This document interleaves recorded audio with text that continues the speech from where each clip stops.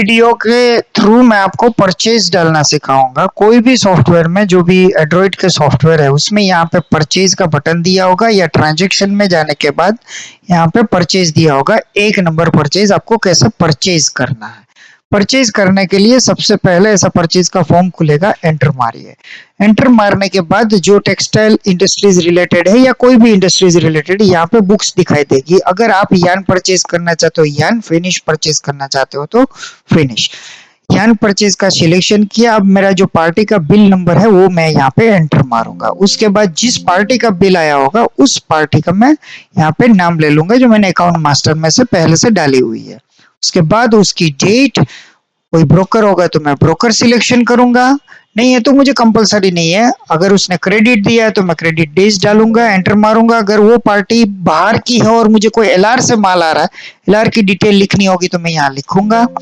LR की date, कितने cartoon आए थे वो लिखना होगा तो लिखूंगा। ट्रांसपोर्टर, कौन सा ट्रांसपोर्टर के थ्रू आया, ये मेरी डिटेल्स अगर मुझे रखना चाहूंगा तो मैं लिखूंगा। उसके बाद एंटर मार के मैं यहाँ पे क्वालिटी सिलेक्ट कर लूंगा कि लेट्स से कि मेरा ये क्वालिटी मैंने एक चेरी सिलेक्ट कर ली। अब मैं यहाँ पे इसमें जो भी किलोग्राम्स आएगा, लेट्स से 1000 किलोग्राम्स मेरे पास माल आया क्योंकि मैं यान का काम कर रहा हूँ। उसके बाद 120 रुपये में आया, 3% डिस्काउंट था। और जो लोगों को फ्रेट अलग से आता है वो यहाँ टोटल फ्रेट डाल दे जो टैक्सेबल अमाउंट, जैसे 900 रुपया फ्रेट लगा था। एंटर मारेंगे और इसको सिंपली एंटर मार के जब ग्रीन लाइन के नीचे आ जाएगी तब तक एंटर मारते रहेंगे। बहुत सारे बंदों का ये कंप्लेन होता है कि मैचिंग नहीं हो रहा, तो उस केस में आपको क्या करना है, यहाँ पे रेट मत डालिए, परसेंटेज मत डालिए, यहाँ पे कुछ मत डालिए। सीधा आपका जो टैक्सेबल वैल्यू है वो आप डाल दीजिए कि भाई मेरा टैक्सेबल वैल्यू जो आपको बिल में दिया है इतना है। एंटर मारने से आपका बिल जो है वो नीचे मैचिंग हो जाएगा। इतना करने के बाद, आइटम डालने के बाद आप F9 दबाइए, एंटर मारिए, एंटर मारिए। और जो भी आपको यहाँ पे ईवे बिल वगैरह डिस्क्रिप्शन कुछ भी लिखना है तो लिख के सेव कर दीजिए।